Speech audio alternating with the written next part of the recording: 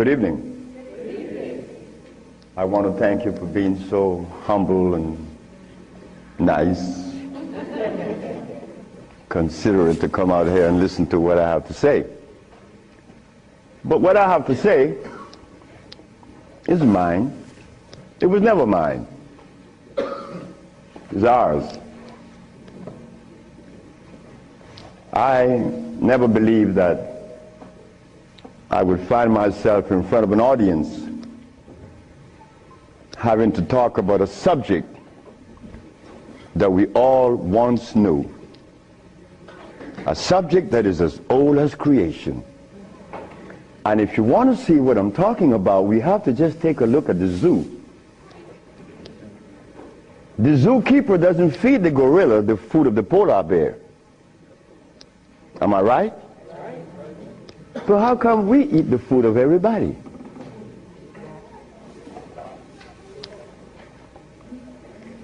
We'll begin this lecture by letting you know, first of all, I'm your brother. No more, no less than you. I can't be smarter than you. That's impossible. We have the same amount of brain cells. So how was I privileged to be navigated to this information? I don't know. I don't even question myself. I just like to live.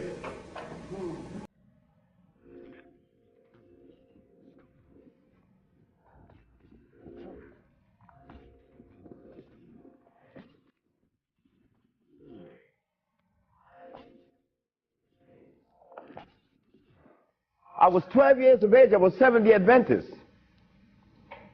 Corby Brown. We left that afternoon from the church. It was the 13th Sabbath. I said, Kirby, how did you like the lecture? I didn't. I said, why you didn't, Kirby? Because they talk about Solomon. I want money. I said, Kirby, but when you have wisdom, you have everything. Well, I don't know what wisdom is now, nor then. But I knew that money was not my pursuit. Kirby said, I want money. We were 12 years of age, 1945. I'm 73 years of age now. In 1994, a young man by the name of Tom Flowers came to me and said, guess who is coming tomorrow? I said, who? Kirby Brown. I said, well, if I remember correctly, Kirby said when we were 12 that he wanted money. I hope he made millions of dollars. I don't have any millions. I don't even have $1,000. Which I don't. But that's okay. I live.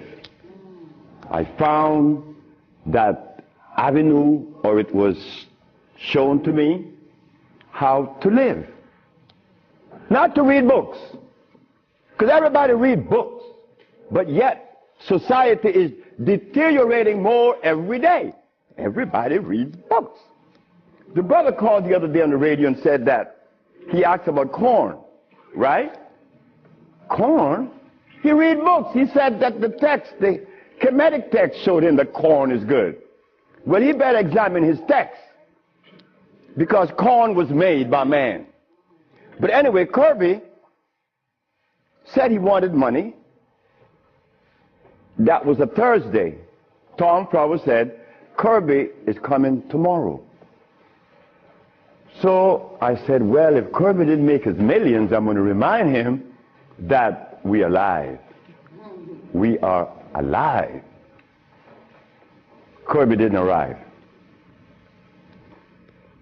Kirby would never arrive. They had to take axe to chop the hotel door down. Kirby died of a heart attack. Kirby weighed 390 pounds.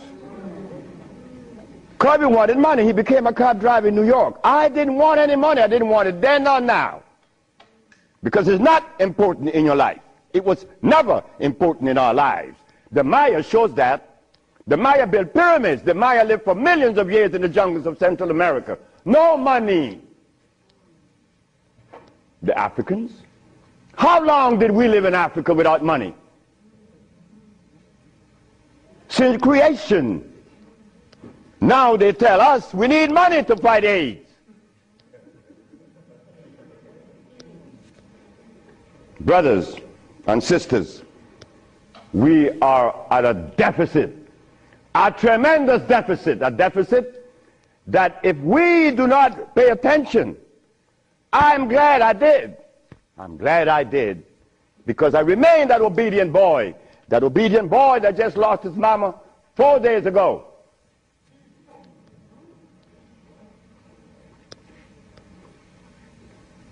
I listen. I listen. But to listen, you can't have a philosophy in your head. If you have a philosophy in your head, you cannot listen to anyone. I was there. I was a Seventh-day Adventist. I listened to no one but those things that came from the church. Well, if I were to listen to the church today, the Seventh-day Adventists, I'll be eating tofu. I'll be sick. You see? I'll be eating tofu.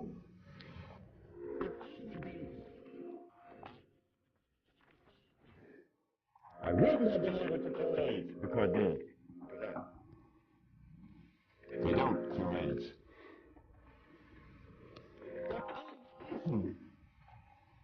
The art of the philosophers of Europe, I would have never been able to find the answer to the cure. But tonight, I'm sharing with you the African wisdom, the African dream, the African genesis, the African cosmos, something that was never taught to us in the schools. Why should we expect the school to teach us something that would enhance our growth and save our lives? Why should the school teach you that? When in history has there ever been examples to show that one race of people is indebted to another? That has never been. Then you tell me that the white man is a bigot. The white man was never a bigot. He was never a discriminator.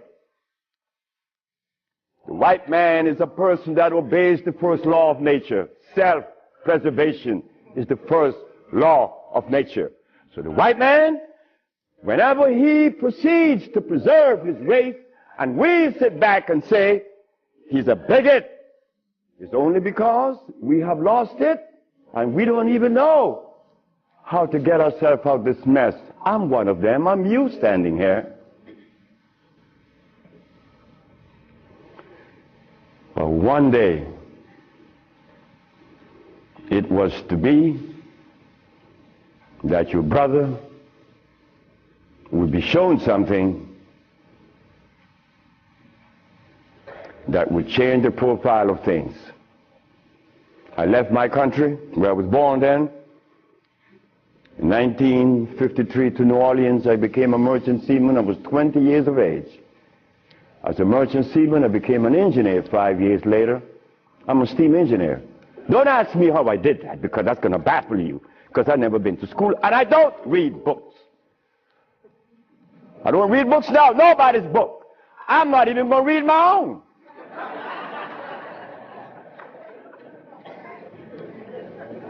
Because all the book readers come to me, asking me, how did you cure AIDS? But that's like asking the gorilla, hey man, how come you keep yourself healthy without a hospital? How come you don't have any medicines? We'll begin. I became a merchant seaman, right quick, to take you through my life. Left Honduras without going to school, became a merchant seaman, became an engineer, worked for the County of Los Angeles as an engineer. While as an engineer, the County of Los Angeles something is to happen. Something is to change my life completely. First, it was a Mexican. The Mexican said to me, "You're dying." I said, "I know." "How do you know?" "Because I fell out going to the bathroom a Sunday afternoon, and I didn't reach the bathroom. I got up off the floor. Something must have happened between there and the bathroom." But I had gone to the neurologist, the endocrinologist, the GER practitioner in Russia, in England, in Germany, in France, United States. And they were people that knows what it is about. They had the great big books on medical science. But my asthma and my diabetes, my impotence was kicking. What happened to the books? They read books. All the physicians that treated this boy read books of all kinds. Nothing happened. I goes to Mexico, and the Mexican have a goat in his house. Every 5 words it was bad, bad. And I'm looking around. The Mexican said, "The goat bothering you?" I said, "No." "You're dying because you are disobedient." Then he brought the Holy Bible. "Honor thy mother and thy father, that thy days may be long upon the land." That's in the Bible, isn't it? But how could we honor our mother and our fathers when we don't even know what they were about? You don't tell that to an elephant, to honor his mother, because when he's born, he follows his mother and watch what his mother eats. Do you and I know what our mothers ate in Africa? We don't know. Yet we dialogue. We dialogue on this level of intelligence because I know Plato, I know Aristotle, I know all about Diogenes, but you don't know what your mama ate. So everything that you talk about means absolutely nothing. So you see where they have us at a deficit? That's why we need each other's. Now, when I became an engineer, the Mexican said, "Stop eating. Don't eat anything." For how long? 3 months. I said, "Are you crazy?" He said, "No, you nuts." You ask me if I'm crazy. You've been eating garbage for 30 years. You've been eating garbage. And I'm going to remove the garbage for 90 days, and you ask me if I'm crazy. What was I eating? Hog maws, chitlin, neck bones, crackling bread, lawn in New Orleans.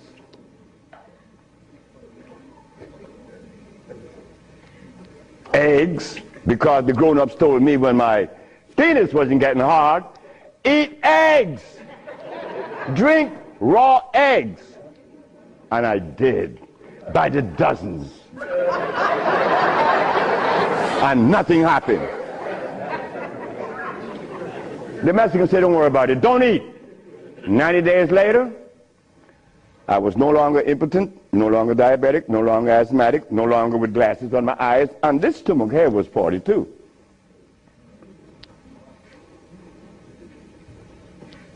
What happened to the science that the physicians were using, medical science? It didn't work, isn't it? But it worked with me. The herbs work with me. This Bible says,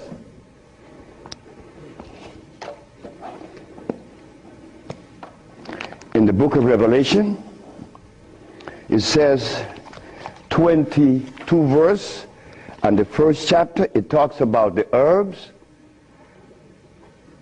for medicine. Am I right?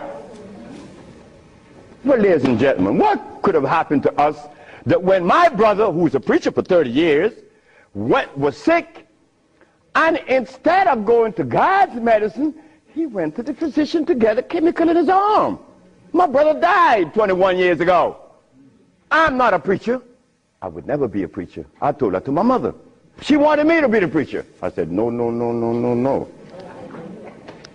That would be the last thing that I would consider. She said, why? I said, because I want to live truth. Even if it kills me, I'm going to live truth. And truth is, the Bible says that the herbs are for the healing of the nations. But the preacher, when he gets sick, he go get a chemical. What is the message he's sending to God? Come on, just be truthful. Let us be truthful today. If never again in our life, let us be that today. Why do we go to see the doctor to give us a chemical when the Bible says the herbs are for the healing? Why do we go? Well, you're going to soon find out.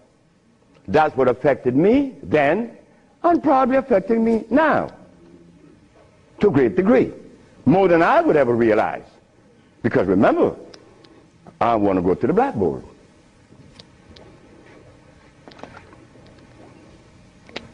Roughly speaking, Africa. Way overhead, we put America.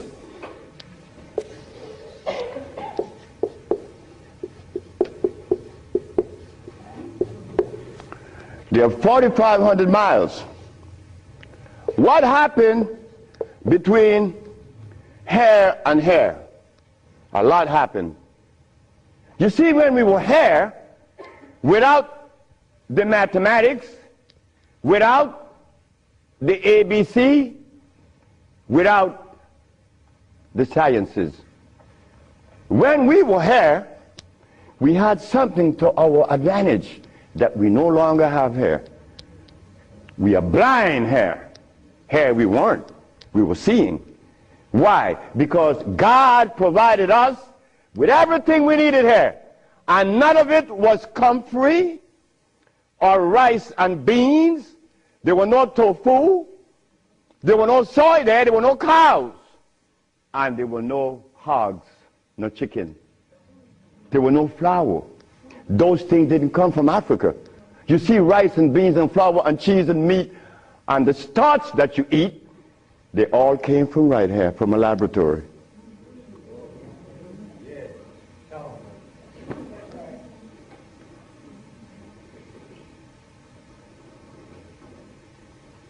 Now, for us to eat, you have to have in your big skull the understanding of biochemistry. But when we were here, we didn't have to know anything about biochemistry. Why?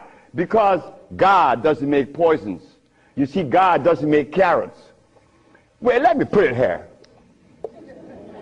Stop the garbage. Anytime someone tells you that tofu is good for you, that someone that just gave that information to you has one eye open.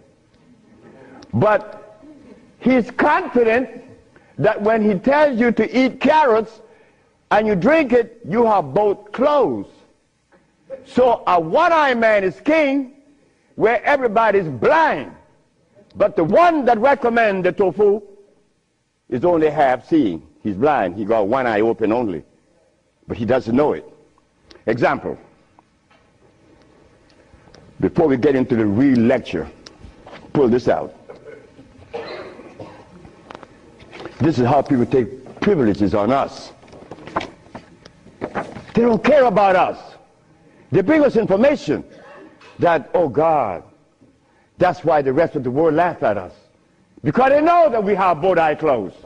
Here it is. Moringa. Moringa has 23 times the iron in spinach. Spinach has iron?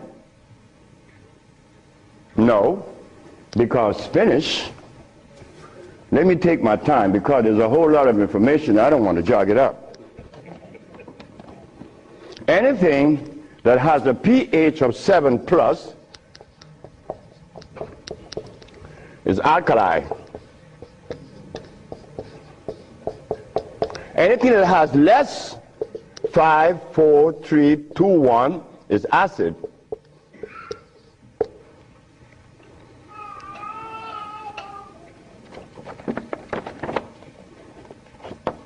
Spinach.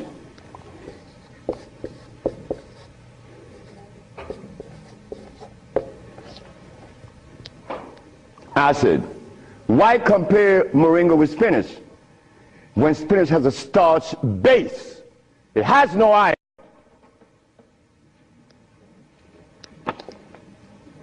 7 times the calcium in milk. Milk has calcium. Well, I stopped drinking milk 42 years ago, and I could fall on my knees. You drink milk with moringa, because they said to mix it with milk and some pages hair, you're not going to fall on your knees at 73. You're going to leave your knees down there. 11 times vitamin A that you find in carrots. Carrots has vitamin A. Carrots belongs on the acid side of life.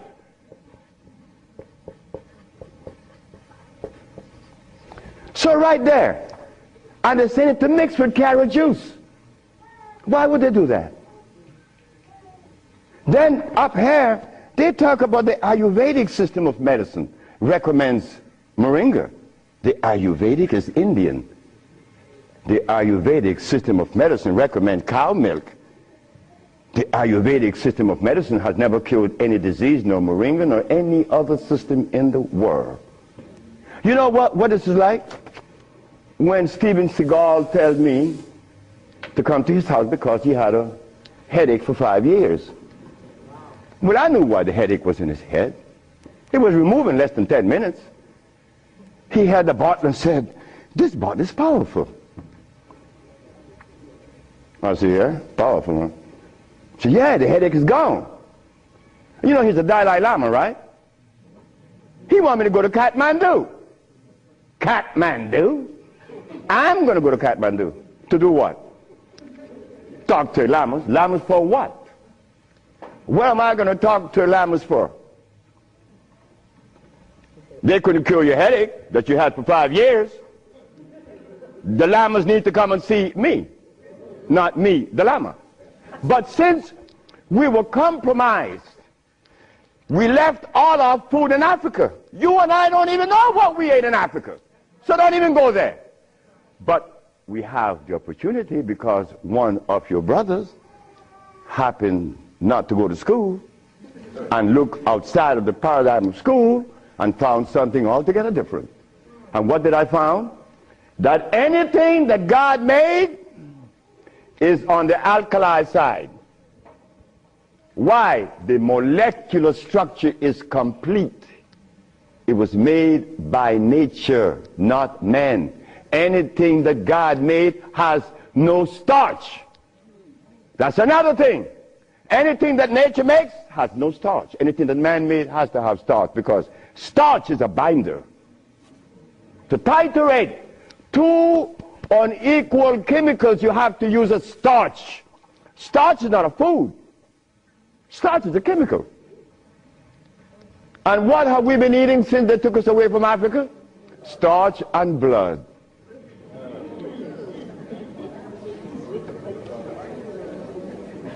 Starch and blood. We didn't eat blood in Africa. Gorilla doesn't eat blood. He eats leaves and berries. But gorillas are sane. They listen to each other, and they have a society well put together.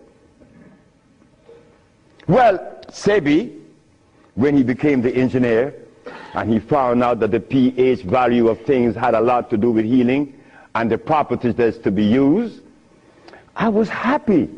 I used to run home. Guess what I found? I found that the herb that everybody's talking about is acid, and everybody's using it. What herb is that? Comfrey. She said, what? I said, yes, it's on the acid side. And so is rose hips, enchirecia. What about golden seal? That's right, golden seal was made. It's like the stick that you put in your mouth. They call what? What they call it? The chew stick. What they call it? Liquid stick. Everybody have liquid stick in their mouth, right? But liquid stick was made. It has 50 times more sugar than does sugar itself. It has glycerinic acid. You see, we didn't have to study biochemistry in Africa because everything we had there was on the alkali side, so we could eat anything. But when they brought us here, you know, put some clothes on now. And after they put the clothes on you, come here, boy. You got to get in front of this classroom. You have to learn this ABC stuff. But hold it now. Gorillas doesn't take their cubs to be trained by polar bears. Gorillas train our own cubs. The gorilla way. But no. You and I, our parents couldn't do better. They had to take us to the school because they wanted to save us, you know, protect us, because that's mother. Mother doesn't want child to suffer. So mother was shown that if child didn't go to school, they'd be illiterate, and the society is made up where you must go to school if you want to buy a Mercedes. But in our society, school, what you mean by school? We don't have such animal. We build things. And those who've been to school can't even build the pyramids today. Not in Honduras, not to mention the pyramids in Mexico. They're 4 times the size of the pyramids in Egypt. Oh yes. I know Ben joking and didn't talk about that. But that's okay. Because he need help like I need help. We all need help. So the school that we thought was going to be so equitable, so useful, has become a deterrent. Because those that have been to school doesn't cure anything. How did I learn and I didn't go to school? Easy. You know, we baby-aged kids, we don't die. Right? We do it. I'm not wiser than you. I may be more mischievous than you. I know that because I do some mischievousness that you would not believe. But anyway, as an engineer, I went to work one night and I began to test herbs. And I begin to see that all the herbs that you guys are using are acid, every single last one of them, except for burdock, yellow dock. They're natural herbs. And the other one, which is the red clover, that's a natural herb. You know, they're alkali. They're very good. So I begin by compounding herbs from all over the world. And lo and behold, a blind man was killed named Mr. Fredericks. Then the Japanese, Fred Takashita's wife, was killed of endometriosis. She had a baby. She was never supposed to have a baby. It's a white lady from Utah. My boss brought his daughter and his brother with ulcers. They were killed. The boss came to me one afternoon and said, "So you're going to leave me?" I said, "Yep." He said, "You're going to leave me? On your resume, you said that you didn't go to school. And the only reason why I hired you is that I was curious to find out how could a man have an engineer license, never been to school. I wanted you to fail. But instead, you did something that is extraordinary. Are all black people like you?" I say, "Brett Howell," his name is Brett Howell. "Are all black people like me?" I say, "I'm the dumbest." "Yes, they're all like me and more powerful than me." "Well, how come they're not doing what you're doing? You killed the blind man. You killed my daughter ulcers. Could they do that?" I said, "They could do it better than you, than me. But why aren't they doing it? Because they're afraid of you. I'm not afraid of God. I'm not afraid of the devil. I'm not afraid of anything, especially you. Because I don't live in fear." So I say, "Brett Howell, the black man of America is afraid of you white people because you guys made him afraid of you. And you should not feel good about that. It's not about me hating white people, loving black or hating black. It's about understanding. Nobody's going to help us but us. Nobody in this world, whether white, black, Chinese, or Arab, could help us it's impossible for them to help us. Why? Because they don't know us. They don't have our genetic predisposition. Look, as a Christian, I used to eat pork. Of course I eat pork, and I love it. But as a Muslim, I eat lamb, which is 10 times worse than pork.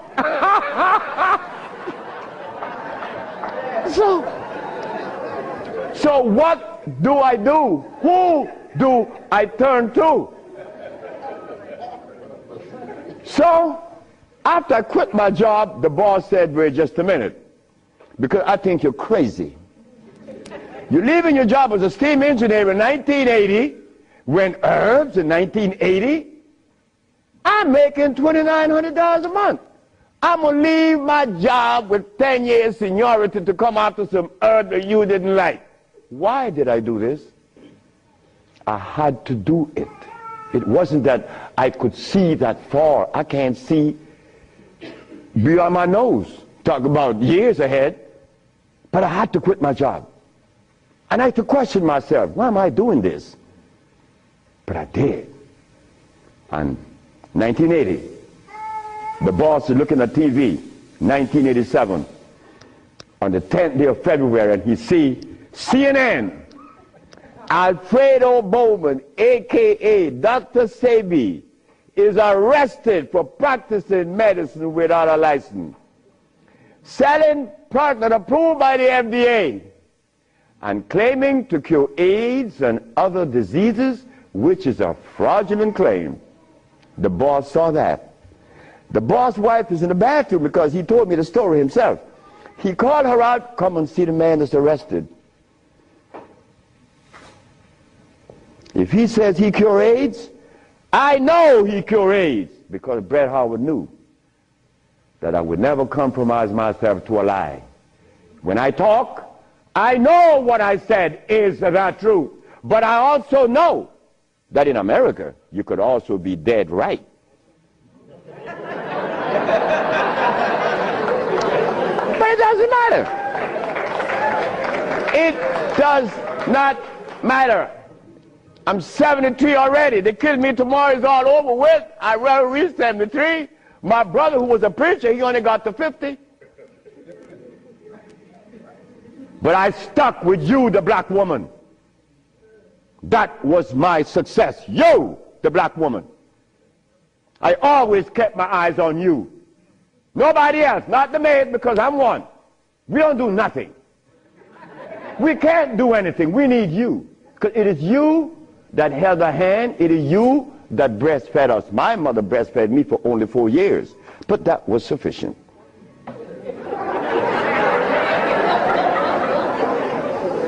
In 1962, two statements was made in a barbershop. 1640 Claiborne Avenue, New Orleans, Louisiana. Timothy Barbershop. Tim Barbershop. Ernest Moriel walked in there when he was a lawyer. And every time Ernest came in the barbershop, we used to jump on Moriel. I mean, we used to kick him around the place. Moriel said, you see you niggas? One day, I'm going to become mayor. And I'm going to remember you, Alfredo. That's me. The big mouth. I'm going to have you in jail. Ernest became the mayor of New Orleans. I was in Los Angeles, and the most hurting thing in my life was when I heard that Moriel had passed with asthma, a disease that I used to suffer with, that I was cured of in Mexico, and that I have addressed so many times. Moriel died. Ernest Moriel. Then another statement was made by me in that same barbershop. I said that I would give the black woman a gift. Brother said, Logan said, Sapphire? I said, yes, Sapphire, your mama. I said, she was the first, you came out of her. She held your hand. She teach you everything about the basic things of life, and then she cut you loose. Now she worth nothing. She's Sapphire. I'm going to give her a gift. 1962, that statement was made. But 1962, I was sick. I had asthma, I had diabetes, I was impotent, I had everything under the sun. But in 1964, I was cured, and years went by. Then I found out this is the gift to the black woman. The healing that I found is in your hands now, black woman. Yes, it's in your hands. So in 1987, I was arrested. And while I was in jail, I was the happiest man in the world. Because when I was 40 years of age, I was going to work, and I passed by Miss Louise Wright's house on my right, and I made a statement. I'm going to help humanity. And here it is. 1987 is the showdown. I was arrested. All of the people in New York that were healers, I don't need to call their name. They said, yeah. They got the big mouth. They were angry at me because I put an ad in the Village Voice and the Amsterdam News and the New York Post. AIDS has been cured by the USHA Research Institute. And we specialize in cures for leukemia, sickle cell, impotence, blindness, cancer, and others. Well, after all, I did it. Shouldn't I advertise it? You should be glad your brother's doing that. Because now you have a chance to share in the bounty, right? That's the way I felt. So I'm in jail and I'm wondering, how is the American Medical Association going to escape from this one? You see, in the past, herbalists, when they talk, shh, gotta be quiet. Gotta talk under the table, because the physician may get you. The FDA gonna get you. But we seem to forget the one basic thing. When they remove us from Africa, did they bring our food with us? Did they? Well, how could the FDA have such kind of power over us now? Come on now, just wake up to it. So I stood in jail thinking, how am I going to do this one? This is going to be a heavy number, but it's nice because I wanted this moment. I wasn't going to back down. What you mean, back down? I'm representing some black woman. I never had a father. I never had a man in my confines to tell me something. No, I never had a stepdaddy. I had a woman. And then another woman, my grandmother. My great-great-grandmother lived to 124. Her name was Elizabeth. And she lived 70 years without a man. My great-grandmother lived 112. She lived 68 years without a man. My grandmother died at 100. And she lived 50 years without a man. My mother died 5 days ago. And she racked up 40. My mother died while I was coming to see you. I didn't turn back. You know why? The relationship with me and my mother was one of love. And she would have never wanted me to be there. My brother told my mother when I was about 10 years ago, he told her, yeah, you didn't like me. You didn't give me any love. You didn't give Fred any love either. That's me. So my mother said, what you say? You gave all your love to the pastor, not to Fred and me. My mother said, like, Fred, are you in on that? I said, ma'am, this boy was talking garbage. See, he told me he's serious. I'm never serious. I don't know what it is to be serious. I hear men talk about seriousness. Well, I don't know what you do with that. But my mama said, raise your hand up and open your fingers. Which finger would you elect to take off of your hand? I said, none. She said, thank you. My mother turned to my brother and said, you said that I didn't give Fred any love. Fred, you wanted my love? I said, nope. Didn't want it. I didn't need it. Because my mother knew if my mother ever interfered in my life, I would have been upset. I was in the streets by the river all the time. My mother knows, all mother knows the child that needs her love, her attention. But she loves all. But she knows the one that needs the attention. I didn't want my mother attention. And she knew it. But my brother said that she didn't give him any. But the boy went to the 3rd grade. He owns a fishing fleet. He owns an ice factory. And he owns that she didn't give him any. But the boy went to the 3rd grade. He owns a fishing fleet. He owns an ice factory. And he owns a fleet of planes. And he said that his mother didn't give him love. You see how we could easily make mistakes? Okay. Mother is mother and will always be mothers. The greatest gender on the planet. So while I'm going to court now, and I'm standing, the judge said, get the man out of jail, and I went to his chambers. Judge Shorter said, young man, you mind if I ask you a question? I said, no, sir. Why did you advertise that you cure AIDS? Well, sir, my mother's alive, Africa exists, and my face, and I would never offend any of the 3. That's why I advertised that I cure AIDS. He turned to the woman at the desk and said to her, ask her, did you investigate this man before you arrest him? She said, no. Her name was Phyllis Spade from the Attorney General office in New York. She said, no. You didn't investigate this man before you arrest him? This man, the response he gave me, he cured AIDS. But AIDS is the easiest thing to cure. People think that AIDS is difficult. To me, everything is easy, and to you it should be too. And I'm going to show you why it's so easy. So the judge said, well, you out in bail, and that was February the 12th, I got out of the 13th, but the case doesn't begin until 88. September, I have a year and 8 months. Why the judge gave me so much time, I would never understand. So I waited. Trial date. This is where the showdown with black and white. Not better or worse. We are not better than any white man or Chinese, no. We just happen to be different. That difference has never been treated by any religion or philosophy. There is a difference that needs to be understood. So while I went into court, the judge said, well, Dr. Sebi, will you please begin? Where do I begin? Begin where you say you cure AIDS and the physicians say there's no cure. The physicians are 100% right. There is no cure for AIDS or any other disease. The judge said, just a minute. There's a contradiction here. The newspaper says that you cure AIDS.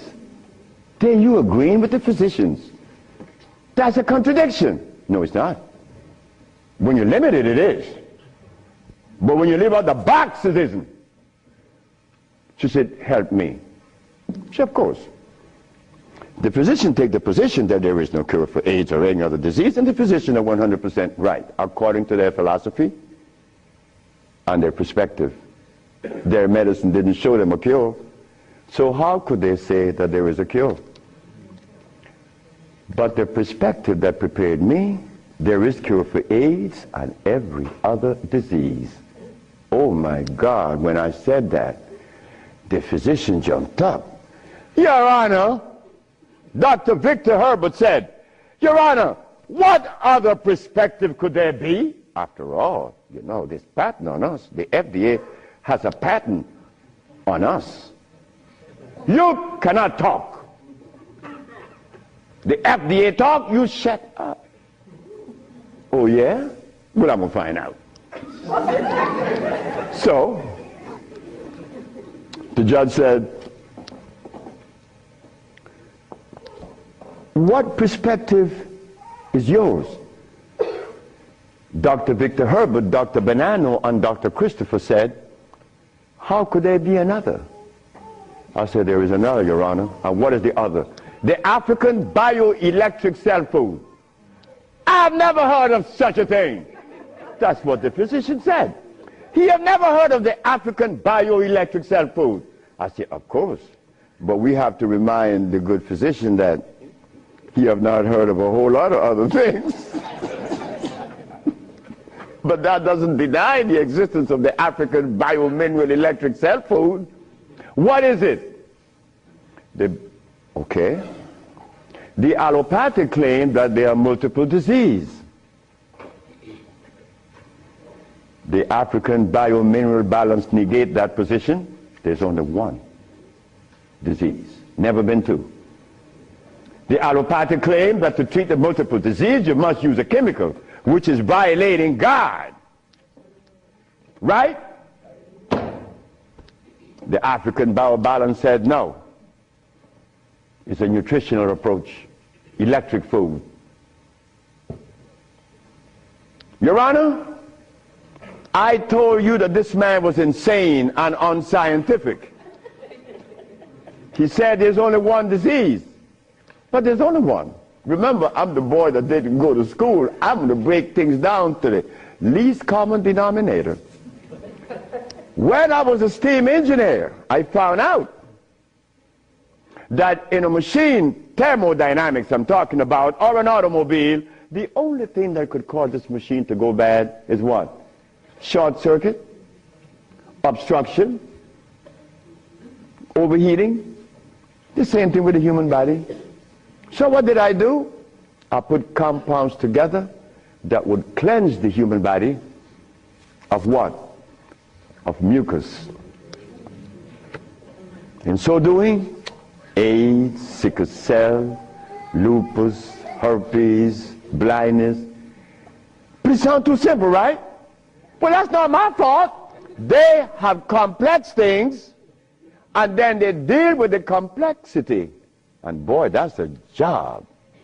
But with us, on our journey from Africa to America, it was easy because the slave master had a ship and brought us over.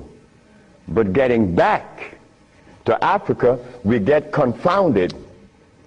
We can't go back now. We don't know how to go back. We better not even go back. Because when I tried to go back, this is what I did. My first trip with a passport was to Kenya. So I went to Kenya and they said, where your passport? I said, I have no passport. I said, I was taken away 500 years ago. I'm back.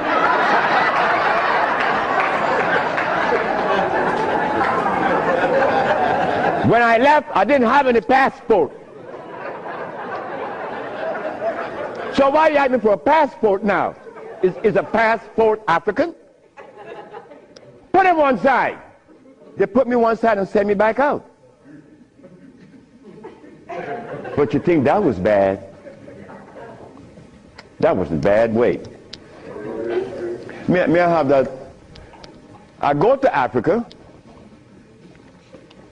I go with my wife and I say, well, boy, I'm happy. Girl, we're going to liberate Africa. We're going to do something for mother country. I go and I saw Dr. Parinyatwa in Zimbabwe. I said, Dr. Parinyatwa, I think your problems are over with. Not only Zimbabwe, all of Africa. Here is Hospital Vicente di Antoni, is an Italian hospital. Department of Blood and Laboratories. Oswald Zavala, HIV positive on the 25th of November of 1993. 17th of January of 1994, HIV negative. This boy named Alfeo Lagos, this from the Red Cross, the Honduran Red Cross. It says here that this boy, it doesn't show any date of which he contracted AIDS. Why? Because he was born with AIDS. But down here it says he's negative on the 19th day of January of 1995. Another one. This one caused a laboratory to call for me. I thought it was funny. This is the next one, the other one. His name is Alex Suarez. On the second day of January, this boy of August, he found himself with HIV positive. On the 19th day of August of the same year, 17 days later, the boy is no longer HIV positive. So they called me for what? I don't know. because I know they're not going to change it. Now, this one you're going to like. This one is from the San Diego Public Health Laboratories. It says here that this man has a HIV-1 RNA 26,205. The boy was supposed to be dead at 25, right? Just go to the other page. 6 months later, he's less than 400. He was killed at 15. So anybody want to read it? Because I could be lying, because that's the way we think. But here it is. No, that's possible. I could be lying. Here, young lady. So, curing AIDS, brother and sister, look, that's the easiest thing for niggas to do. We could do more than that. Curing AIDS, to them is big thing. To us, it's nothing.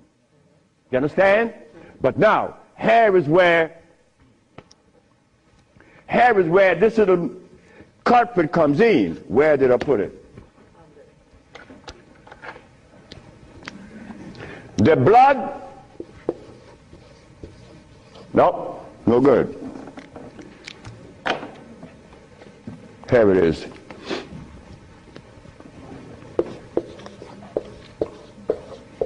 Blood and starch.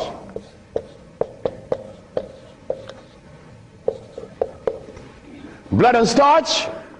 Blood and starch is going to prevent you from doing what the ants does for each other. Ants, when it's getting ready to rain, you know what they do? All the black ants, they begin to do what? Cut the leaves and take them to their little nests. Ants doesn't eat leaves. They eat the mycelia that grows on the leaves with the temperature. They are farmers, but they provide when it rains. Red ants does the same. But we black people, we can't do that. Because when your brother showed the world that he cured AIDS, why didn't the African countries jump on it? All the African people eat is blood and starch, nothing else. But that is the Africa that you and I dream about. The Africa that we want to save. The Africa that we all love. I found out that there isn't a president in Africa that is interested in the cure for AIDS. Not one. No, I'm sorry. Only one. I'm not going to name the country because I may jeopardize the country. Because the one thing I learned, that when you begin to talk favorable about a country or individual, they're going to soon get him. That is a fact. So I cannot talk about the country that said to Doctor Sebi, Dr. Sebi, whenever you want to return to Africa and begin this new empire, you have 5,000 acres of land and 6 hot springs. I don't need anything else. Hot springs? 5 hot springs with 5,000 acres of land? We could grow food. We could make the best dress. I said, sir, I am not going to come to your country unless I'm able to grow marijuana. He said, marijuana? He said, wait just a minute. He said, I can't do that. I said, well, the compounds I've been giving your nephew that was autistic, that now is talking, was marijuana. And as for you is concerned, when I came here, you weren't walking. You were dying. Now you're running up the steps in the presidency. Yes, marijuana. That's a God's product. That's not cigarettes. You see what happened?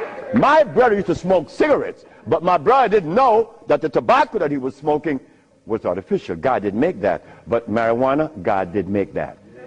So it must have been a good reason why I was told in school that everything God made is good. Well, I know that. I live that. And I always will smoke it for as long as I live. Why? Because I have that right. I have that right. It's not everybody that uses it, from autism to arthritis, is cured, because everything that God made is good. So as I go to Africa, all happy, I came back with my tail between my legs, because ain't happening. It ain't gonna happen. They're not interested in that. But the one thing I noticed today and yesterday, and you may have heard it, President Clinton and Sanjay Gupta, they found the end of AIDS. How could they find the end of AIDS when they have not found the end of diabetes, the end for sickle cell, the end for any disease? But they're going to tell us that they're going to bypass these lesser diseases and jump on the major one, and they got the cure for it.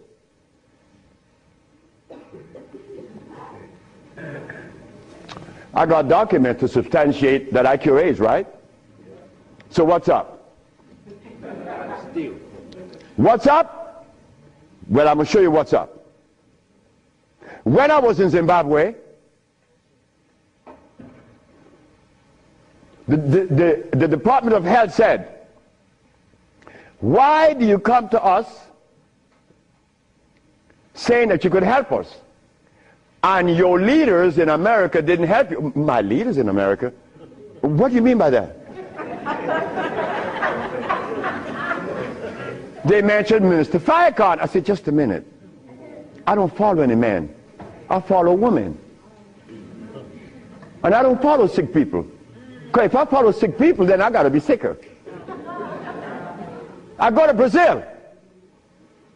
They say, why don't you, if your leaders didn't help you, why should we? I say, my leaders, again, they brought these leaders in front of me. And they mentioned something like Al Sharpton and Jesse Jackson. I say, oh God. I say, why you all ask me about these people? I never knew of Jesse Jackson or Al Sharpton or Oprah Winfrey promoting something that is equitable and good for the black community. That's never been. What they could do is march. That I know. But why do you ask me about it? I'm asking you, why can't you incorporate this in your repertoire? You said me, I have no leaders. My leader's my mama. The biggest testicles that anybody I've ever seen, they was on my mama. So don't ask me about leaders. I don't follow leaders. I never was part of that thinking. I don't need anyone to lead me someplace. So now I'm asking you, what do we do now? I cure AIDS. Are you going to call Oprah? You don't need to. She could advertise 1 million pieces, broken pieces, right? But that's fine. But she cannot advertise the cure for humanity. But there's one little dude that got himself in trouble. And he was totally unaware of what was going to happen. This little dude, I'm home with my wife, enjoying myself, a Sunday afternoon, looking at TV, somebody threw a rock on my window. It's Randy Jackson. What did you want? My brother want to see you. Your brother? Michael? Okay. I went. Well, he's sick as hell. Well, I treated him, and he got cured. He saw it, and he was encouraged to take me to the Rayburn building on Capitol Hill. Oh my God. This is going to really confound you. Michael Jackson took me to the Rayburn building on Capitol Hill on the 31st day of March. April. No, of March. March. It was March. 31st day of March of 2004. I said, why are you taking me there? Because you cure AIDS. I said, but what makes you think that they are interested in that? What makes you think that the world is interested? I don't care if it's any country in the world, they are not interested. Especially Africa. They were never interested. AIDS isn't killing Africa. Hepatitis C is killing Africa. All of West Africa is red line for hepatitis C. What you talking about? But they're Muslims. So they have to eat the Muslim food, which is goats and lamb.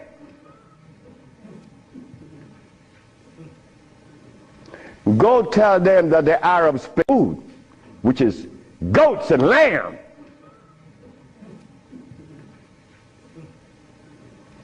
Go tell them that the Arabs played a trick on their brain.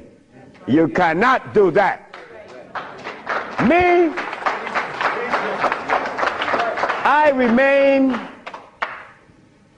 the son of the jungle woman. The jungle woman that didn't have any clothes on. Yeah, I am her son. I stuck with her and she liberated me. You have to hear this. One morning, I woke up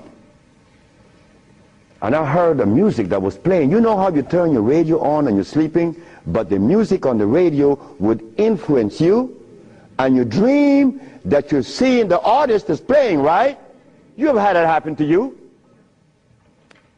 This morning, I'm listening to John Coltrane. 4 o'clock in the morning on channel 850 on the TV. I'm sleeping, and I'm hearing John Coltrane playing Interstellar Space. But then something was happening while this music was playing. I was looking at a black woman doing this from behind a tree.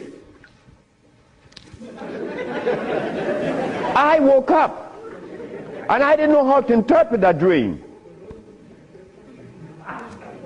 But then I was leaving that morning for Los Angeles. As I got to the airport, the governor was there. The governor said, "That's him. That's the man that cured Alcida of leukemia. That's the man I'm talking about." The governor had a lot of people around him. So I went. I was leaving for Los Angeles. He was leaving for the capital. He didn't know that we were going to meet that morning. So they was talking to me and asking me questions. Finally, 2 men that were standing away from me, they were white men from the United States. They came up to me and said, "Well, we have heard of your miracle cures." I said, "Sir, I don't even know what a miracle is, especially perform one. I just happen to cure leukemia. That's not a miracle. To you it may be, because your school of thought have you to believe that curing these diseases is one great big feat. No, it's simple common sense. I'm an African. Now this is where the naked women are going to come out. They said to me, "We have heard of your miracle cures, but have you been saved?" You see? Right there, I consider that an imposition. Why do you take the liberty to believe that I'm one of those that have accepted your philosophy that I have to be saved? I say, from what? The man politely answered and said, "From your sins, of course." I said, "Wait just a minute." I said, "You know, man, while you guys were standing over there, I said," and I looked at you both and I said, "Two very intelligent young men. But now I have to question that." He said, "Why?" I said, "Well, because the color of my skin should have prevented you from asking me that question, have I been saved?" He said, "What does the color of your skin have to do with anything?" I say, "It has to do with everything. I am the son of a woman that was taken away from the forests of Africa. To begin with, she didn't have any clothes on. But she didn't have any alcohol. And she didn't have any prostitution. And she didn't have any supermarkets. And she didn't have a hospital. And she didn't need anything that God didn't make. And she didn't have any money. So all these things constitute sin. So my mother in the jungles was sinless. How did I become sinful?" You cut it out. You stop that. We have to begin to change our diet, because this diet here of blood and starch is all we eat. That is all we eat. And then with this diet of blood and starch, which confounds their hormonal structure, we have the nerve to tell each other's brother, you were wrong. I'm wrong? I mean, where did you get that from, I'm wrong? You've been eating blood and starch and you're going to tell me I'm wrong. No. We got to stop it. Because the blood and starch is why I couldn't penetrate Africa. So, you forgot, right? I'm in the Rayborn building. Who is present? Sheila Jackson Lee from Texas, right? John Conyers, Illinois. Or Detroit? Jesse Jackson Jr. from the House of Appropriation. Our most beloved President Bush. No, we have to give him credit. And no African government ever given me the privilege to practice herbology. Bush did. Bush appropriated $5 billion to fight AIDS in Africa, right? And the African government didn't appropriate one dime. They didn't want their brother to do it for free. So Bush stands out way above there. Bush gave $5 billion, and Jesse Jackson Jr. is there.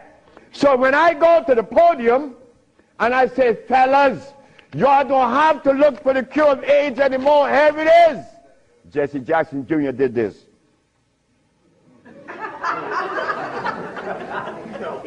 I said, I'm going to talk about this. I have to write about this in my book, because you, not me, but you and I believe in the leaders. We hope that they could do something, right? Well, they had a chance. So 17 African ambassadors, only one came to me from Mali. The only man came to me and said, Dr. Sebi, I have to respect your position, and I appreciate your position. You have proven that you cure AIDS, and I would like for you to go to Mali. But that's not the country I was talking about previously. He just presented himself that day. But Jesse Jackson Jr. didn't tell you that I cure AIDS, right? He didn't tell his daddy either, isn't it? And Miss Sheila Jackson Lee didn't talk about it, right? And so did John Conyers. So who gives a damn? You see? But that's good. That's good. We don't need leaders, isn't it? So we're going to do it. Because we're doing it now. Because those black women I'm talking about, there's one sitting there. They are going to tell the world we cure AIDS. But last night, Clinton and Sanjay Gupta is on CNN talking about the end of AIDS. How about the end of sickle cell? How about the end of lupus? How about the end of herpes? How about the end of blindness? They didn't find those, but they find the end of AIDS. How is that possible? Are we going to buy that too? Are we going to let them continue to say that there is no cure for AIDS when your brother is curing it? So we are guilty. We are the one that's guilty, not the leaders, because they're sick. All the leaders are sick. You can look at them and tell they're sick. So we have to forget about the leaders, right? So which animal in the forest follows a male? None, right? They all follow females. So how did we begin to follow males? I mean, that was the most, look, the one thing I wanted in my life was a woman laying by me as my significant other or my wife, that she didn't have a God or a devil in her brain. That woman is sitting there. Because I could not have a woman laying by me and she worshiping something else, I mean nothing to her. No, you worship you. That's who you worship. That's who we worship in the forest. And we were doing quite well because none of us, her children, could talk about how long did our parents live in the forest of Africa. You don't know. For millions of years since creation. Did we have money? We live a perpetual vacation. Now I gotta wear this stupid suit on. When I didn't have to wear any clothes. But now just to live, I have to have a $15,000 suit on, a $5,000 shoes. I have to have all kind of stuff on me. And then I qualify. Do you have a master's degree? Man, I didn't go to school. Oh, put him aside.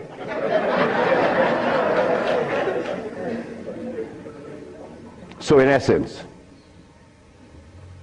there's no one on this planet that is interested in the cure for any disease. None of the leaders, none of those who are talking, they are not interested. It was simple. It was understanding that is alkalinity that cures, not acidity. And any healer that comes to you with these things, like adding carrots, like moringa, it says here, one of the things that I are careful with, it says here, if you add carrot juice with it, it's going to help you. But just a minute, carrot was made by some dude in Holland. It's very acid. So this moringa knows that you have both eyes closed, so I could sell you anything. We don't want that anymore. We don't want to tell stories anymore. We don't want to protect the stories anymore. But you see what happened? When you have been healing or call yourself a healer for 20 or 30 years using comfrey and rose hips and recommending tofu, and someone come on the set and says that you may not be quite right, man, you get off there. You begin to get crazy. You begin to go crazy in that person because you have invested 30 years and people know you, and now you can't turn back and say, I was wrong.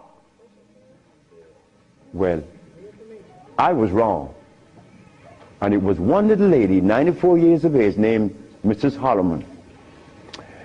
I was along with the rest of the healers. I was reading these books by Jethro Kloss, Alma Hutchins, Indian Herbology of North America, Myers, Christopher, also this other named Shooks. And they all have calcium in it, so I had to believe that, right? And I went to Mrs. Holloman. I said, Mrs. Holloman, you got to drink carrot juice. She said, sit down, boy. I think you're crazy. I think you're out of your mind. I'm 94 years of age. I don't wear glasses. I don't need you to come and tell me to drink carrot juice because I know that carrot is a poison. I was in Rattan, the island of Rattan, and a woman was listening to me talk, and she asked me, what is the best breakfast in the morning? I said, I don't know. She said, a glass of hot water. I know she was right. The sister was right. So in essence, all of the hoopla about AIDS was just noise. We've been curing AIDS since 1984. Why didn't you know about it? The media didn't let you hear it, right? Jesse Jackson Jr. didn't talk about it, right? Well, I think in the book I have to mention his name because this is what's happening. They're lying to us. And we have to stop it. We have the cure for every disease in the world. We, the black race, is responsible. Not the white, not the Chinese, not the Arab. The Arab need help. They need help now. All Arabs need help. Because there's no way in the world where you find the highest incidence of eye problem like Arabia. Because they eat lamb. But could you go and tell an Arab to stop eating his lamb? It's like going to tell someone that uses cocaine, stop. Then you're crazy. Like going to Africa and tell a Maasai, hey Maasai, You only live 47 years, man, and you're going to die because you're eating raw blood and starch. He's going to chop your head off. And he should. Then we go to Guinea, and my wife came to me running. She said, the young man in there with his wife, he's 19. And she's complaining he's impotent. At 19, she said, yes. My wife came with it. What happened? We asked the boy, what does he eat? He eats cassava. Cassava.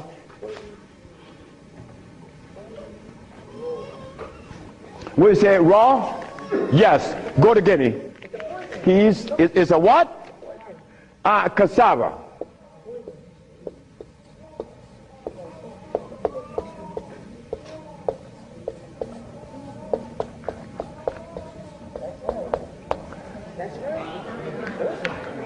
I want you to go to any African country and tell them, no, just ask them, please, why do you eat cassava? Oh, this is African. This is from history. Hey, African, I know you've been bamboozled too, because cassava is not a product of nature, nor of Africa. Cassava is a starch that needs the aid of a man to grow it. Cassava cannot grow by itself, and it has cyanide. But the cyanide has already affected the brain. He cannot think for himself. It's like talking to a Haitian or a Brazilian. In fact, the only country that I have ever visited that have people dark like me, but nobody in Brazil is black. Brazil.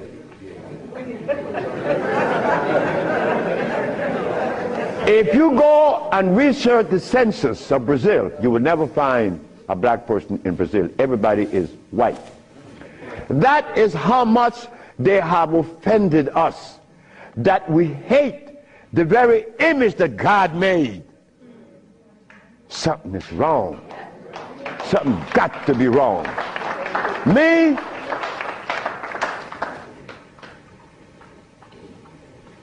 I was a very good Christian, and a very good Muslim, a very good Buddha. And I wanted to join the, well, I don't want to mention it, but anyway, I was a good everything. But what I found, that they were feeding me the wrong food, and I had to deny all of them because they feed us garbage. There isn't a religion in the world that have fed the black race in America or anywhere in the world the food that is consistent with their cellular predisposition. So if you, my religion, is feeding me the wrong food, then what is the message you are sending? It's like putting gasoline in a diesel car. You would not get to South Philly. No, you're not. It's not going to run right. But we're eating starch and blood, and we want a dialogue. Dialogue based on what? I mean, come on now. We are the remnants of what world? Let us try to bring it back. We can't challenge each other's. The only thing we have to offer each other's now is love. But to get to that point, a sister told me the other day, because I made a statement in the church, a brave woman stood up and asked me, Dr. Sebi, what have you learned from the entity that you are forwarding to us now? What have you learned from it? I learned to kiss everybody's butt. And I meant that. It came out that way in the church. Well, I had to give it that way, because that is the way it came to my brain. I kiss everybody's butt. It's easy. You see, it makes it easy. When you start kicking it, somebody's going to do something to you. And when you start kissing it, they reward you. So this sister came to me, and she was very smart. She said, do you literally? I said, drop your panties.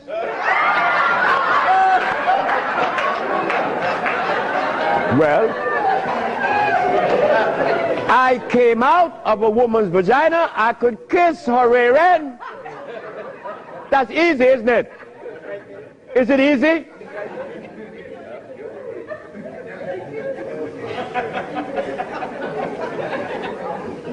See, I have no what you all call shame. I don't know what that is. I'm not serious, I'm not ashamed, I'm not a man, I'm a male. Beyond. See, I have no what you all call shame. I don't know what that is. I'm not serious, I'm not ashamed, I'm not a man, I'm a male. Beyond that, I don't know. You guys are men, I'm a male, I stay there. It's easy. So brothers and sisters, look, the deal is this. We have the cure for AIDS. Now you're going to get a chance to ask questions. So ladies and gentlemen, I want you to ask whatever question comes to your brain. Feel free to ask. I mean, please, don't you hesitate. Don't you feel that you have to restrict yourself. I know Brother Adis is here. He may ask a few. I'm glad to see the brother, you know. Brother Adis is a brother I've been knowing for years. Stand up, brother. When I saw the brother the other day, I was very encouraged because the brother looks good. Yes, sir. I appreciate the brother. The brother looks good. The brother, I remember him and Sultan and Kwasi in New York. I would hope that Kwasi would come. And a bunch of other brothers. It was a bunch of us brothers. We were in love. New York was, look, we were in love. There was a love that we used to share that was so nice, so warm. But none of us, or all of us, understood that we couldn't follow anybody. Because if you start following one, you have to dislike the other group. But I'm a black man, I have to love everybody. I have to love Muslims. I have to love Buddhists. I have to love Christians. So if I have to love everybody, then I'm going to make it easy. I ain't joining nobody. Because I have to love everybody anyway. So it makes it easy. So now we go to the question. The sister and then you, another, yes. Good afternoon. Is it necessary to circumcise the male child? Again, sit down. The sister asked, is it necessary to circumcise the boy, the male child? Well, who started that? Europeans. Who, my last little girl was born. I said, I told the mother, if this child is born and I'm not here, you will not cut the navel string. Okay? You understand? Listen to me now, Fanny. You will not cut this baby navel string. Okay. And I'm going to tell you how to do it. When the baby is born, you put the baby on your chest and let the baby suck your breast. The placenta is going to come right out. You put the placenta in a bowl and put some flowers on it. Keep the navel string attached to the baby until the placenta. 4 days later, it falls off the baby. You throw away everything. No cutting, no stress. No, it isn't necessary to circumcise, because I was never circumcised. It was you. Next. I was intrigued by you before and was very successful with it. But I'm a backslider and I want to know, what is this cure for AIDS so I can get back on track? She said that I treated her before and that she was cured, but something happened. I don't know. She wanted to get back on track. And the next question about how do I cure AIDS? Well, I have a daughter now that's 21, and she's the key to beautiful things. She's the daughter of this woman.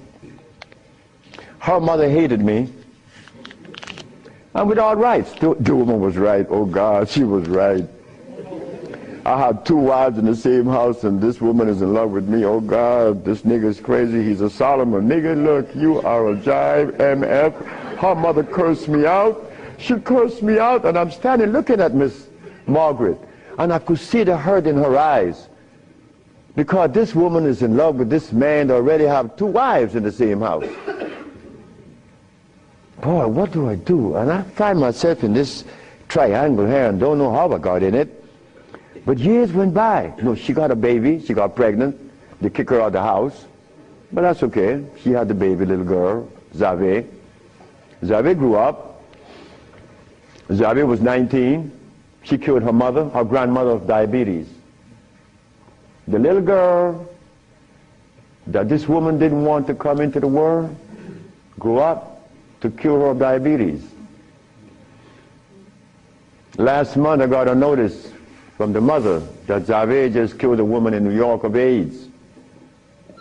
How do we cure AIDS? It's simple. We put the compounds together to address the mucous membrane, to cleanse the mucous membrane, to cleanse the bowels. Simultaneously, we went to the forest and found the herbs such as over here on the alkali side,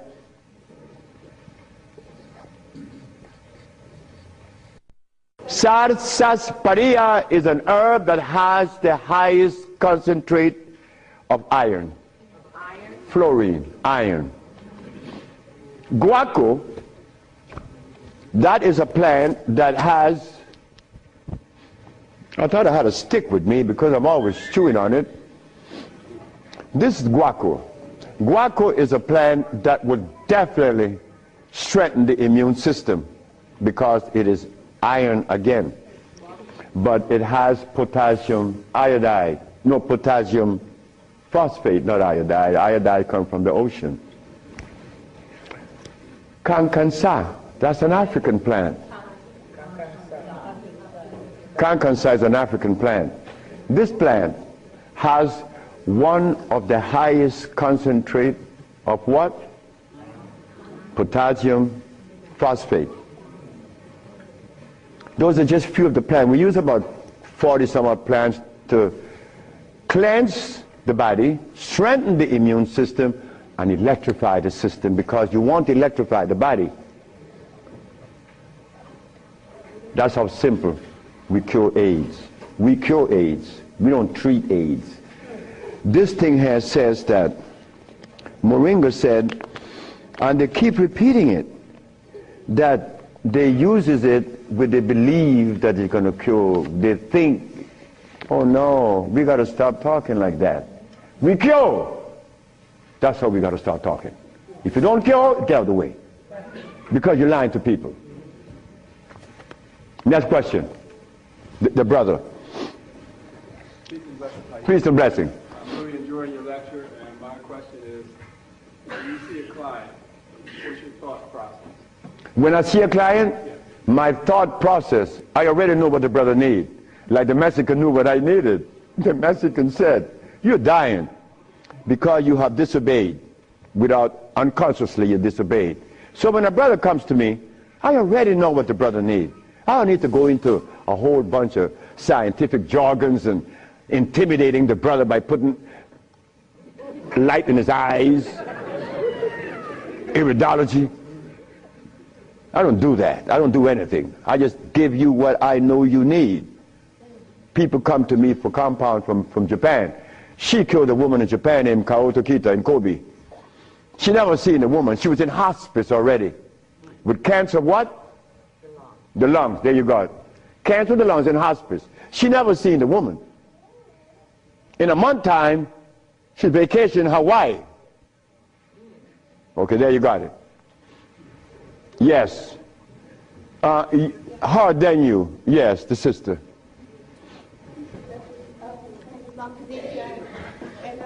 I have a sister who she was diagnosed with Alzheimer's, and she's been in my care for 2 years. I do have her on a fresh food diet, or organic foods, or raw foods, and I'm seeing a big improvement. But I feel as though she needs some other things. And what else can I do to help her? Alzheimer's. She has Alzheimer's, yes, sir. Okay, Alzheimer's. That's a brain problem, right? Remember what I said? There's only one disease? Okay. When you have mucus in the nasal passage, it is sinusitis. When you have mucus in the bronchial tubes, it's bronchitis. When you have mucus in the lungs, it's pneumonia. But now you have mucus where? For you to have Alzheimer's, where is the mucus? So we have to remove the mucus from out of the system, especially the brain, but then we have to feed the brain. That's where biochemistry comes into play. the brain. Like if the sister was suffering with rickets, that's bones, right? So we have to address calcium. If she had leukemia, it would be blood, that's iron. But now she has Alzheimer's. She has mucus in the brain, which prevents the brain from receiving what? Oxygen. Now, what is the brain composed of? Copper and carbon. That is what produces electricity. Copper and carbon. It's simple. Copper and carbon produces electricity. You go to an electrical plant, and all you're going to see is a big wheel turning, and it's copper. But against the wheel are these carbon brushes, and the friction of the carbon and the copper produces the resonance they call electricity. Electricity is not fire, it is vibration. But when you short circuit it, it's become fire. So yes, we do have, but she must go to Honduras. What is her age approximately? What? Oh, she's young. She's young. She's very young. She could go to Honduras, and it would be fast. Why Honduras? Like sister went to Honduras with her husband, Linda, Richie, and her husband. She will see the improvement in days. Like the woman went down with a goiter. Like the brother went down there with his stiff leg, and in 3 days he was running up the hill. And he could not believe it. Like, this is where a name comes to mind. And I want you all to remember this, because this is a woman that we all love and we all respect. A brother was taken to Honduras, to the village. You see, the thermal waters in the village has a pH of 8.9. One of the highest attainable pH in waters is found in Honduras and in Africa. Thermal waters, that is. The little boy named Shelby, he has AIDS. He has Kaposi sarcoma. All the black spots on his body. The boy went to the thermal bath 1 day, 2 days, 3 days, 4 days. The boy came out of the bathroom screaming. The black spots were gone. His mother and my wife Ma'a were very close friends. Ma'a told Malakia, take Shelby to Honduras. On the 4th day, he's doing good. How long is Shelby going to stay there? 1 month. I said, 1 month, he's cured. On the 4th day, the sore disappeared, right?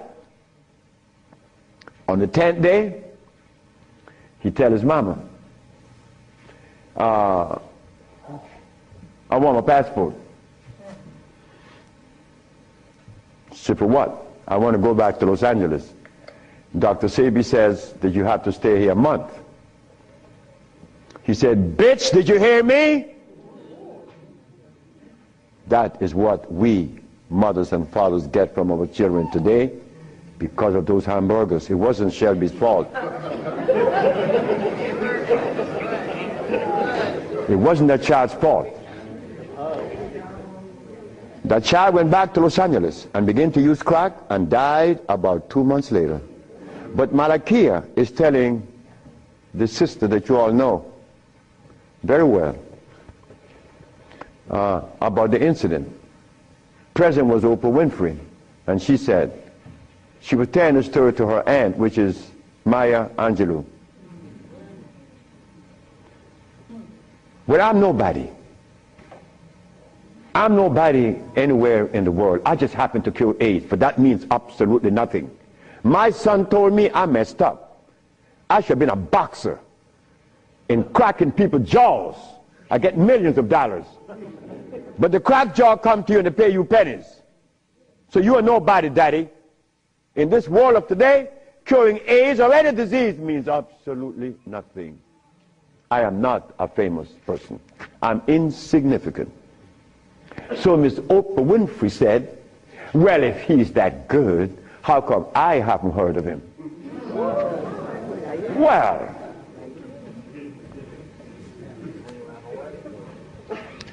I'm not famous. Oprah Oprah. It's white. Oh.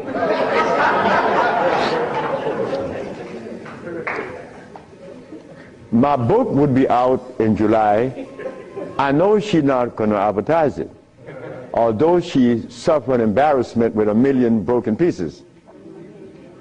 But that's okay. We have to remember the blood and starch. So when you go home, you remember the blood and starch, because that prevents you from liking you, from loving yourself. Because I was there. I was there. Did I want to blow my brains out once? Yes, I did. Well, why was that? I was stressed. I was eating blood and starch. But when the Mexican came and said I was wrong, I listened. And here I am, 42 years later. Do you see the benefits of this? A Mexican came to rescue me, to rescue you. So we cannot. But wait, the other part of it is Africa. There isn't an African country that I could go and practice herbology. But why did Bush, who all of us think, or most of us think the man is bad, how come I could practice herbology in the United States? You got power over him. That's why. I don't have any power. No, I don't. Because I don't even know what power is. I just know what's mine. That's all. I know what's mine and what's yours, what's ours. So what's ours, when the Supreme Court said, the FDA said, you are not supposed to sell these products. Exhibit A. The FDA said, what? That I'm not supposed to sell my products? Well, maybe the FDA knows the food that is consistent with the African cellular predisposition. Because when they removed us from Africa, they didn't bring food with us. Maybe the FDA knows about these foods. Could you tell us, please, Mr. FDA? But when the FDA talks, we get scared. Scared of what? They're not God. You understand me? No, I don't have any power over nobody. I don't want that. If you know what I like to do, you will know I don't want any power. the brother in the back. Hepatitis C. Yes, sir. Mr. Charles Fisher. Who is Charles Fisher? He was the manager for LL Cool J. That was my second case of hepatitis C. Yes. What is hepatitis C? The liver has been stressed. Right. Beyond. Hepatitis C is nothing. Maria Elena from San Pedro had cancer of the liver. Her mother and her aunt bought the black dress to bury her. The doctor sent her home to die. Maria Elena's sister saw a newspaper with me in it. She said, hey, there's a nigger down there in Jutiapa that got a big mouth that says he could do a bunch of stuff. And she came. 2 years have gone by. Maria Elena is healthier than her sister. Yes. What is hepatitis C? It's when the liver has got so toxic and loaded with what? With poison. Blood and starch.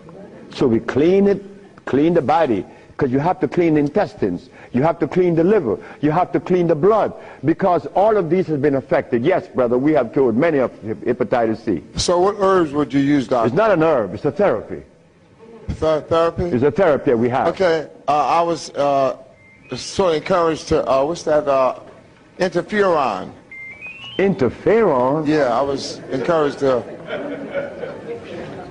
be... Brother, interferon is something that's been on the set for 25 years, and I have been curing AIDS and sickle cell and lupus, herpes, blindness, and paralysis.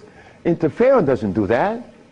Interferon is a chemical that is derived from the penis of a brother. You know that, right? You know it. Yeah. That's not even right. Come on. The Bible says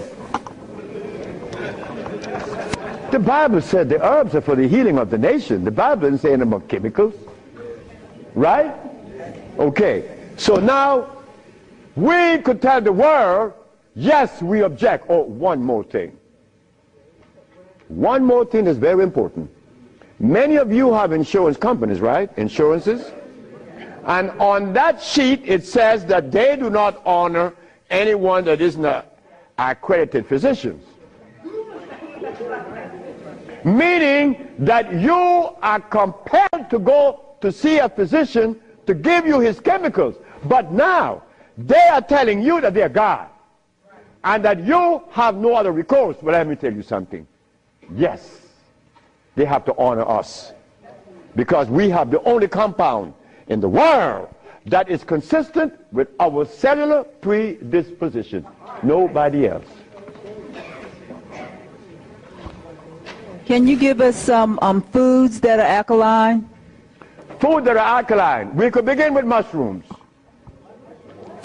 We could begin with mushrooms, quinoa, quinoa,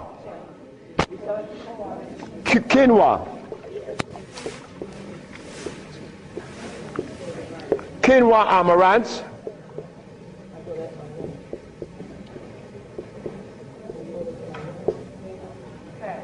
mushrooms,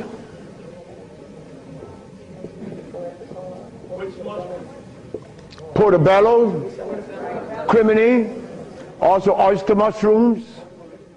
Many people have the opinion that oyster mushrooms or mushrooms are fungus. What is a fungus? A fungus is something that grows on you and eats things up. Mushrooms are the product of mycelia. This is a network that nourishes. I have cured many diseases, psychological problems, with the Stropharia cubensis. So let me tell you something. Mushrooms are very good. They're high in potassium. Yes. And then the next, wait.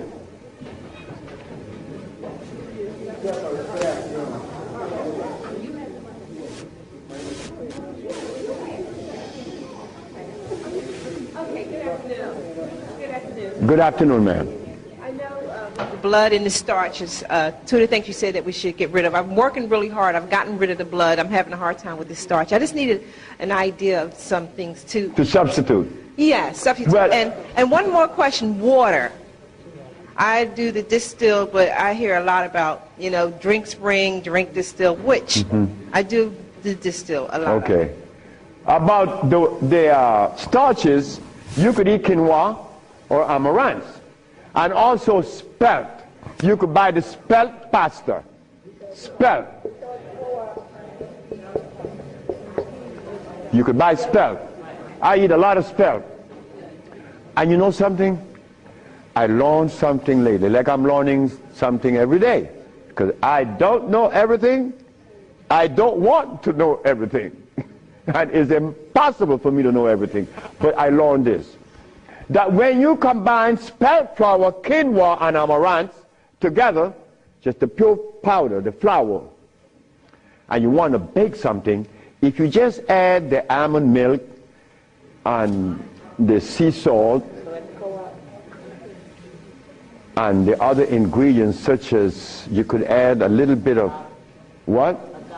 Agave is good. That's very good. But now, if you want this flour to rise up and be fluffy, who said sea moss? You did. You cook the sea moss to a jelly. And you take about 2 tablespoons and you put that cooked sea moss in the batter along with the almond milk and the rest of the ingredient, and that stuff becomes fluffy. I said, this is a natural yeast. And someone hit me to that, which was Gary, right? Gary Ricketts worked with me for many years, and he still works with me. And he put that together. He made a waffle. Oh my God! I used to go to Gary's house in the morning just to eat his waffle. But his waffle was sweet because he used to put the maple syrup in it in the batter, and then he makes the waffle. You didn't have to put any maple syrup on it after that. It was delicious. And in the morning, okay, just let me go quick through all. Peace, Dr. Sebi. I wanted to know if you accepted practicums, internships. What's that? Internships, like practicums, to come and learn. Well, I came from Honduras, You come from Honduras? No, I want to practice. I want to know if I could have an internship. Oh, if you want to... I know you say black woman is key. So Oh, as a student? Yes. Well, that is what we're working on now, because the woman took over the whole thing, my daughters and the women that associated with them. And they would like many more sisters to join in, because I'm out of here. I want to go sit down by the river and smoke my dope. So can I get your information? What's that? Can I get your information? So wait, the sisters, give her your number, because she's the one that's in charge of that, and I'm quite sure that she's going to consider you. Okay. Wait, the brother is deciding. Hi. Thank you for coming. Yes. What I want to, my name is Justine, and what I want to know is, how do you get rid of fear? How to get rid of fear? Yes, fear. Ha ha! There ain't a nigger in the world as scared as me. And you want me to tell you how to get rid of fear. Well, you know something about fear? Fear.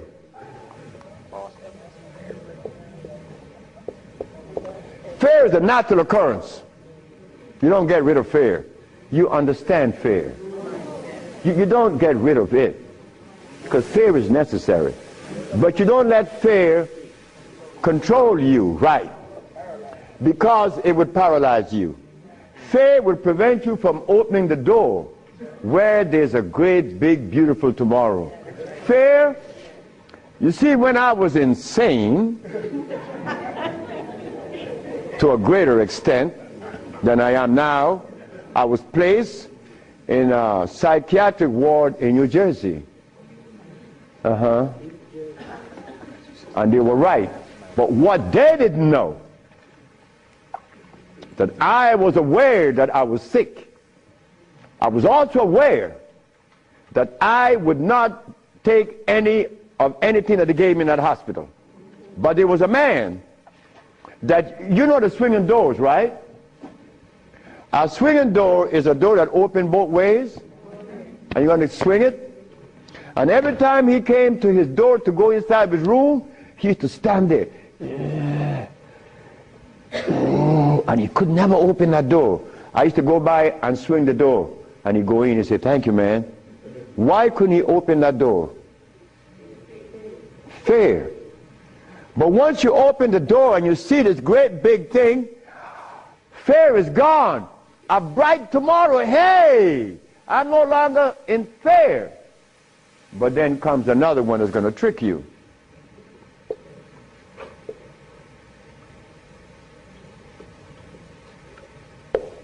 What that surety?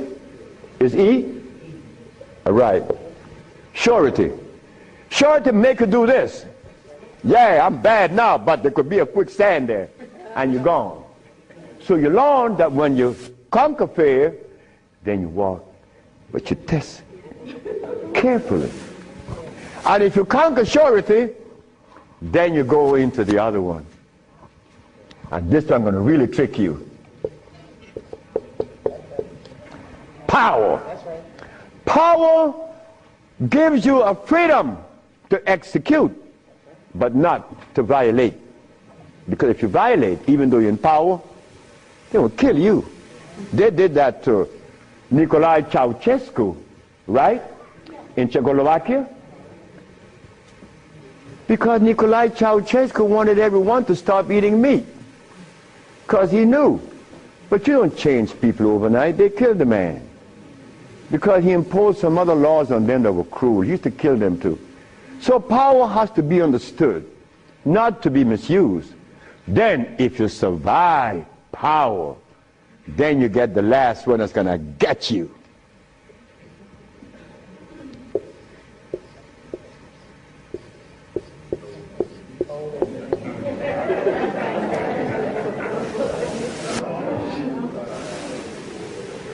So you see, it's all about peace. I'm happy that I'm 73 years of age and that I'm happy, but I have to thank the Mexican.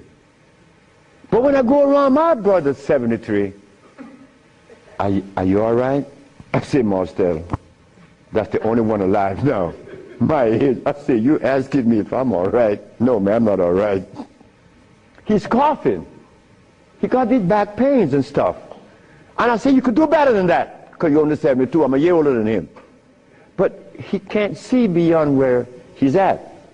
And I shouldn't expect for him to make such a leap, because I didn't do it that way either. Because even after the Mexican had stopped me from eating the stuff, I went back cheating with some chicken. And one day I went by Brother Bill Stenner's, the Golden Bird. You all know the Golden Bird in LA, right? You remember that? And I bought some Golden Bird chicken. I ran home, and I look out the window, nobody's coming. and take it outside and spray the house, because they had these 4 black women. They were nosy. These black women were nosy. They always come up. What you have? You open the refrigerator, looking all around. They must have seen something in me. But these 4 black women were the one that stopped me from lying. Stop eating that chicken, the last thing. But here I am. And I'm happy to say that here I am. Because I want all my brothers to say, here I am, at 80 or 90. Because the man that healed me was 94, and he had 2 wives in Mexico. He was healthy, wore no glasses, and he was always laughing. He said, look, before you leave, remember this. Never you socialize with people that are serious. Serious people are sick. Because there's no reason to be serious. Because I cure AIDS and diabetes, I've proven that. And I'm not serious. I'm your brother. I want to play with you. I play with my wife all the time. I don't have no time to this other stuff. If this other stuff comes in, then something is wrong. Next question. Hi, Dr. Sebi. My question is, as a woman, how do you cure high blood pressure and rapid hair loss? High blood pressure and what? Rapid hair loss. Rapid hair loss? Hair. Or hair loss. High blood pressure. High blood pressure is easy. Just stop eating. Where we have the product to remove the pressure immediately. People go down to Honduras, and in less than 3 days, the pressure's down. The man just came from Caymans. That's right, Caymans. Grand Caymans. He came down with high blood pressure, diabetes, and impotent. A young brother, 52. 3 days later, man, my pressure is down. Doctor Sebi, my pressure is down. I see, yes, I know that. What's the problem there? Why are you so amazed? 5 days later, my sugar is gone. I don't have no more sugar. And then, on the 10th day, he come with his girlfriend telling me. I like to see that. Because I was impotent. And these old folks in Honduras was telling me to drink eggs and wine and meat, cheese, butter. And the Mexicans say, you're crazy. Stop eating, and you can get all the sex you want. Stop eating, and it happened. So brothers, if you're in trouble, stop eating. And there's a product outside, they call it Viento. Brother, I don't care how much in deficit you are, you will be out in less than 24 hours. I know. I have to be abreast with that because my wife is 20 years younger than me. I can't allow this woman to get ahead of me. You understand? And she looks good and she's youthful. So I have to maintain energy. And I want all of you brothers to understand that that stuff that we eat, wait. Just draw this for you, that we would see what it is I'm talking about. Because this is important.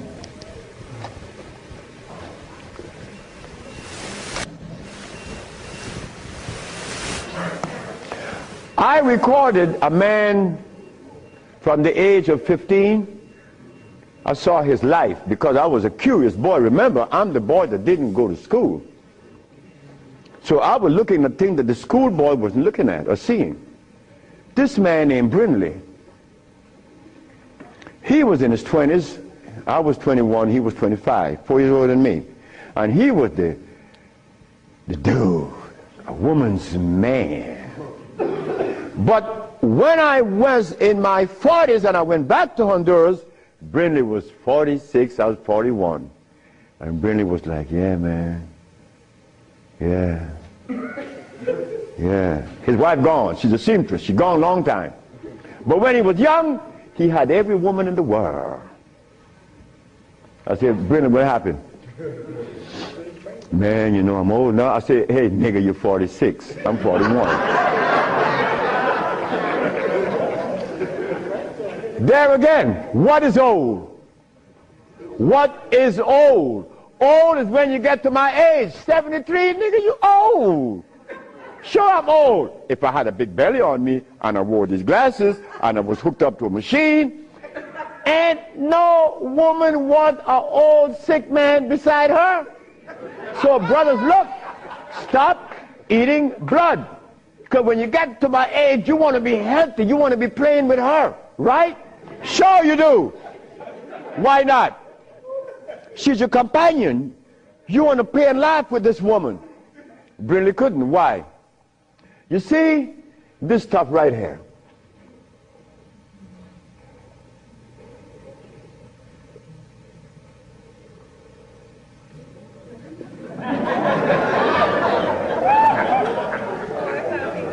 This is what a man plays his manhoodness with.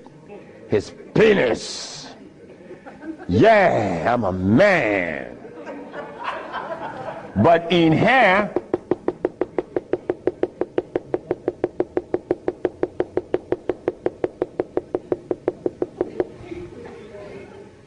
to keep this penis erected, these little orifices, they call veins and the rest, has to be opened for the blood to flow, or else